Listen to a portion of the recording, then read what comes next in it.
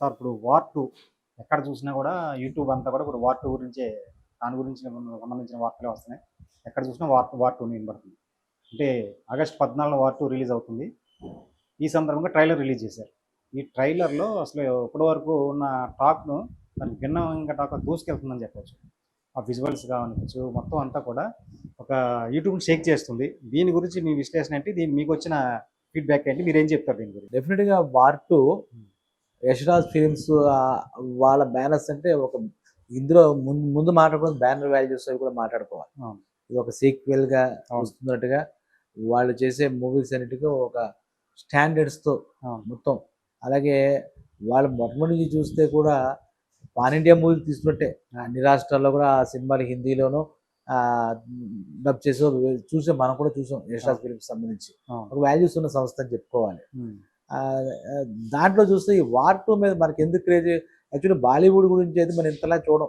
హ్మ్. ముఖ్యంగా మన మనం అవును. డిస్కస్ చేసి అవును. మనం మాట్లాడుకునే మాట అవును. ఉండదు. అవును. అయితే ఇక్కడ ఎన్టీఆర్. మన ఎన్టీ రామారావు ఉన్నాడు అవును. కాబట్టి జూనియర్ ఎన్టీఆర్ ఉన్నాడు కాబట్టి అవును. అందులో కూడా ఆకలి కొన్న బెబ్బుల్లో ఉన్నాడు. ఒక హ్మ్. రకంగా హ్మ్. చెప్పాలంటే. హ్మ్. ఆ సినిమాలో ఆర్ఆర్‌లో బెబ్బులు అని మొగ పెడతాడు. అవును. అలా ఉన్నాడు ఒక రకంగా చెప్పాలంటే. హ్మ్. ఎందుకంటే హ్మ్. ఆ సినిమాలు చేస్తున్నారు. చాలా వీళ్ళంతా ఎవరికి వాళ్ళే పోటీ. హ్మ్. ఇంకోళ్ళతో పోటీ లేదు. హ్మ్. మొత్తం ప్రపంచంలోనే టార్గెట్ అయిపోయింది. వీళ్ళంతా గ్లోబల్ స్టార్స్ అయిపోయారు. పాన్ ఇండియా స్టార్స్ కూడా కాదు. అవును. మన ఎన్టీఆర్, మన రామ్ చరణ్. ఆర్ఆర్ పడిన తర్వాత అవును. అవును. మామూలుగా లేదు. అవును. అంతకుముందు మన మార్కెట్ మాది ఉండేది. మరి వాళ్ళ అయాన్ ముఖర్జీ డైరెక్టరు వాళ్ళు ఏం ఆలోచించారో మనకు తెలీదు గానీ, హ్మ్. ఈయన ఎందుకు తీసుకోవాలనిపించింది కాస్టింగు, హ్మ్. ఆ కథకి ఈయన ఎలా సూట్ అవుతాడనుకున్నారు. హ్మ్. ఈయన వాళ్ళు చెప్పగా విని కథ ఎందుకంటే ఈయనకేమి చేతిలో సినిమాలేమి కాదు. బోలెడు సినిమాలు చేతిలో పట్టుకొని హ్మ్. ఎప్పుడు ఏది మొదలెడదాం అన్నట్టుగా ఈయన ఉన్నాడు. అవును.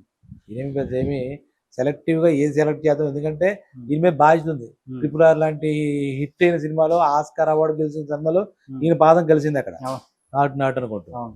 అందుకని ఈయన ఏది చేసినా ఆ లెవెల్‌కే చెయ్యాలి. నార్మల్‌గా హ్మ్. వీళ్ళందరి మీద బాధ్యత పెరిగిపోతుంది. హ్మ్. ముఖ్యంగా జూనియర్ ఎన్టీఆర్, రామ్ చరణ్ కాబట్టి ఇంకా రాజమౌళి గారికి ఆయన గ్లోబల్ డైరెక్టరే కాబట్టి వదిలేద్దాం ఆ మాట. హ్మ్. ఇప్పుడు ఈ వార్ 2లో మరి ఇప్పటికి నాకు సందేహమే. హ్మ్. ఈ జూనియర్ ఎన్టీఆర్ ఎలా ఒప్పుకున్నారు? ఈయన క్యారెక్టర్ ఏమై ఉంటుంది? హ్మ్. పెద్దగా ఏమి లీకేజ్‌లు ఏమి లేవు. హ్మ్. ఒక ఆగస్టు 14. 15 14 సినిమా హ్మ్. సంక్రాంతి మన ఇండిపెండెన్స్ డే స్వాతంత్ర దినోత్సవం సందర్భంగా అదొక రిలీజ్ చేస్తున్నట్టుగా నేను అనుకున్నాను. అవును. వాళ్ళు నార్మల్‌గా అవును. కూడా యష్‌రాజ్ ఫిల్మ్స్ ఈ టైంలో రిలీజ్ చేస్తారు. జూలై అవును. 25 నుంచి హ్మ్. ఆగస్ట్ 15 లోపల ఈ మంత్‌లో వాళ్ళకి సెంటిమెంట్ ఏమో కూడా అది కూడా కావచ్చు. హ్మ్. ఇక్కడ చూసుకుంటే కనుక దీనికి ఒక మాదిరి క్యారెక్టర్ సరిపోవట్లే. హ్మ్. ఎన్టీ రామారావు జూనియర్ ఎన్టీఆర్‌కి హ్మ్. ఒక ఇప్పుడు చాలా ఇంతకుముందు కూడా హీరోలను అనుసరించి క్యారెక్టర్లు చేయాలన్నా కూడా హ్మ్. ఇప్పుడు ఈయనకి డిజైన్ చేసే క్యారెక్టర్ నార్మల్ స్థాయి ఉండకూడదు. గ్లోబల్ స్థాయిలో ఉండాలి. అవును. హాలీవుడ్ రేంజ్‌లో ఉండాలి సినిమా. అవును. ఈయనకి ఇచ్చే క్యారెక్టరైజేషన్ కూడా అలా ఉండాలి. అవును. మన ఎన్టీఆర్ గురించి మాట్లాడుతున్నాను నేను. అవును. ఈ సినిమా గురించి దీనికి మనకి ఇంకోటేంటంటే, ఈ కాంపిటీషన్ ఉంటే కూడా మంచి రంజుగా ఉంటుంది. బావుంటే 2 సినిమాలు చూస్తారు అదేం లేదు. అవును. ఇక్కడ మన సౌత్ నుంచి వస్తున్న 'కూలీ' హ్మ్. రజనీకాంత్ గారు, నాగార్జున గారు, హ్మ్. ఉపేంద్ర, అవును. ఆమీర్ ఖాన్ గారు కూడా ఉన్నట్టున్నారు. అవును. వీళ్ళ సినిమా ఒకటి అటు, ఇటు అన్నట్టుగా 2కి 2 వస్తునేసరికి డెఫినిట్‌గా సినిమా ప్రేక్షకులకి అందరికీ కూడా ఏంటి ఏది ఎలా ఉండబోతుంది అని అఫ్‌కోర్స్ 2 జోనర్స్ అయ్యి ఉండొచ్చు. రెండిట్లోనూ ఇందులో సీనియర్స్ వాళ్ళకన్నా జూనియర్స్ వీళ్ళు ఉండొచ్చు. ఇంతకుముందు కూడా మనం ఒక సందర్భంలో అవును. మనం చర్చించుకున్నాం. అయితే ఇప్పుడు టీజరు, ట్రైలర్. ట్రైలర్ ఇంతకు ముందేంటంటే నా ఎక్స్‌పీరియన్స్‌లో ఈ బయ్యర్స్, ఎగ్జిబిటర్స్, డిస్ట్రిబ్యూటర్స్‌కి చూపించడానికి కట్ చేసేవారు. హ్మ్. ఇప్పుడు దీని మీద పెద్ద ప్రపంచం అయిపోయింది. అవును. ట్రైలర్ చూపించి ట్రైలర్ వాళ్ళకి నచ్చిందా ఎందుకంటే అంత సినిమాలో ఇప్పుడు సపోజ్ 2 గంటల అలా 30 నిమిషాలు, 40 నిమిషాలు చేసే సినిమాలో ఈ టీజర్ గాని, ట్రైలర్ గాని 3, 4 నిమిషాల నిడివి మాత్రమే కట్ చేస్తారు. హ్మ్. అందులో ఉన్నటువంటి బ్యూటిఫుల్ షాట్స్ మాత్రమే తీస్తారు. సినిమా కథ చెప్పడానికి ఆ 3, 4 నిమిషాల్లో మనకి స్పేస్ కూడా ఉండదు. అయితే ఇది ఒక కొత్త ట్రెండ్. అంటే చాలా కాలం ఒక టీజర్ రిలీజ్ చేసిన వెంటనే ఒక ట్రైలర్ అభిమానులందరూ కూడా ఇది బాగుంది అని. మరి ట్రైలర్ సూపర్‌గా ఉండి సినిమా ఆడని సినిమాలో ఉన్నాయి. అవును. ట్రైలరు దరిద్రంగా అవును. ఉండి సినిమా సినిమా ఆడింది. సూపర్ డూపర్ హిట్ అయిన మనం ఉందా? చూసాం. అవును. మనకు తెలుసు. కాబట్టి దీని ట్రైలరు ఒక అయితే అఫ్‌కోర్స్ ఆ మాటలు ఇక్కడ మాట్లాడకూడదు గానీ, ట్రైలర్ బావుందంటే అక్కడికక్కడికే ఆనందం ఆఖరికి మనం చిన్నప్పుడు చూస్తే గనుక పోస్టర్ చూసి కూడా ఆనందపడేవాళ్ళం. ఆ పోస్టర్‌ని చూసి కూడా సినిమా వెళ్ళాం. ఆ రోజు అలాంటి. ప్రతీదీ క్యూరియాసిటీ క్రియేట్ చేస్తుంది. సినిమా మొత్తం చెప్పే పని ఏమి అయితే ఒకటి ఆ టెక్నికల్గా మాత్రమే మనకు తెలుస్తుంది కానీ యాక్షన్ యొక్క యాక్టర్స్ ఆర్టిస్టుల యొక్క పూర్తి పెర్ఫార్మెన్స్ దాని నుంచి చెప్పలేము. మామూలుగా అయితే ట్రైలర్ బట్టి సినిమాని టోటల్గా మనం రివ్యూ చేయలేమని నా ఉద్దేశం. ఇది ఆకట్టుకుందంటే ఈ రోజున అందులో ఉండే ఇంపార్టెంట్ థింగ్స్ మాత్రమే కొన్ని షాట్లు అది మనకు చూపించడానికి ఉంటుంది కానీ జస్ట్ అది కూడా చాలా స్పార్క్గా స్పీడ్గా ఏమంటారంటే ఆ ఎడిటింగ్ ప్రోమో ఎడిటర్ యొక్క టాలెంట్ కనపడుతుంది మెయిన్గా నా దృష్టిలో అయితే ట్రైలర్లో ఎవరైతే ఆ ట్రైలర్ కట్ చేస్తారో ప్రోమో ఎడిటర్స్ అనేవాడు మనం. ఆ ప్రోమో ఎడిటర్ యొక్క టాలెంట్ అతను వాడినటువంటి టెక్నాలజీ దీన్ని బట్టే మనకు అర్థమవుతుంది కాబట్టి సినిమాని పూర్తిగా అంచనా వెళ్ళాం కానీ అభిమానులకు ఇప్పుడు ఈ రోజులో అది కూడా పండగ అవుతుంది కాబట్టి వార్ 2 సినిమా నిజంగానే మొన్నటి ట్రేజర్ కానీ ట్రేజర్ని మించే ఈ ట్రైలర్ కట్ చేశారు. ట్రైలర్ ఉందని చెప్పాలి. అది కాకుండా ముంచేది కంకణానికి అర్థం ఎందుకని ఒక సామెత ఉంది. ఈ కంకణం వేసుకున్న దీనే నేను కనబడుతుంది నాకు మళ్ళీ దీని అర్థంలో చూపించి నేను చూసుకుంటేందుకు అలాగా వీళ్ళ ప్రతిభా సంపన్నుల యొక్క ప్రతిభకి ట్రైలర్స్ ఏమి అక్కలే. ఇప్పుడు జూనియర్ అంటే ఎలా యాక్ట్ చేసి ఉంటాడు, ఎలా డాన్స్ చేసి ఉంటాడు, ఎలా ఫైట్ చేసి దాని పోటీగా అక్కడ రితిక్ రోషన్ ఆయన ఎలా చేశాడు, ఈ డైరెక్టర్ ఎలా తీశాడు ఇంత ఎందుకంటే ఈ కాంబినేషన్స్ బ్యూటిఫుల్ గా సెట్ చేస్తున్నారు, చాలా ప్రెస్టేజ్ గా తీస్తున్నారు. బడ్జెట్ కూడా దేనికి అసలు చాలా కాన్ఫిడెంట్ గా వస్తున్నాయి ఈ సినిమాలు చెప్పాలంటే. వాటి కూడా చాలా కాన్ఫిడెంట్ గా తీస్తున్నారు.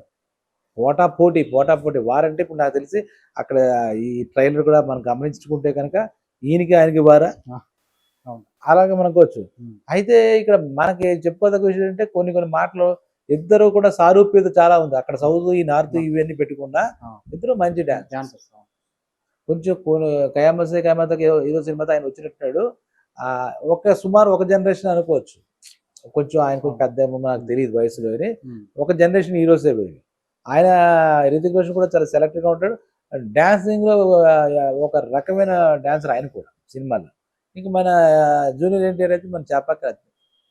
అసలు ఏ సినిమా అయితే ఆయన పాట చూడడానికి మనం అంటే నేను ఎటువంటి స్టేట్మెంట్ ఇవ్వకూడదు కానీ నా వరకు నాకైతే మెగాస్టార్ నేను అభిమాని కట్టి అయిన తర్వాత ఇతనే నాకు అనిపించాడు. మళ్ళీ ఇంకోటి అల్లు అర్జున్ వేయలేదా మెగాస్టార్ ఇవన్నీ చెప్తే కదా నాకు ఒక ఫీలింగ్ ఉంటుంది. కాబట్టి ఇక్కడ పర్సనల్ చెప్తున్న ఇంటర్వ్యూలో కూడా జూనియర్ ఎన్టీఆర్ అంటే మరి అతని బ్యాక్గ్రౌండ్ అతను కలిసి ఒక గ్రేస్ ఏదో అంటారు పదం. అందరూ డాన్సర్స్ ఇప్పుడున్న కాంపిటీషన్ లో ప్రతి ఒక్కరు ఒకటి మించినోడు ఎవరు తక్కువ. కానీ నా వరకు నాకైతే జూనియర్ ఎన్టీఆర్ ఇద్దరు కాంట్రవర్సీ ఏం లేదు నాకు అనిపిస్తుంది.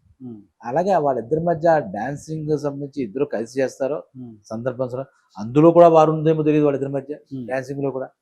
ఇంకా వాళ్ళిద్దరి మధ్య ఏదైనా ఒక కన్ఫ్లిక్ట్ ఉంటే దాని మీద జరిగే ఒక యుద్ధం ఏ రకంగా ఉంటుంది ఇవన్నీ కూడా మనకి చాలా అంటే ట్రైలర్లో వాళ్ళ కథ ఏం లీక్ చేయలే మనకేమి.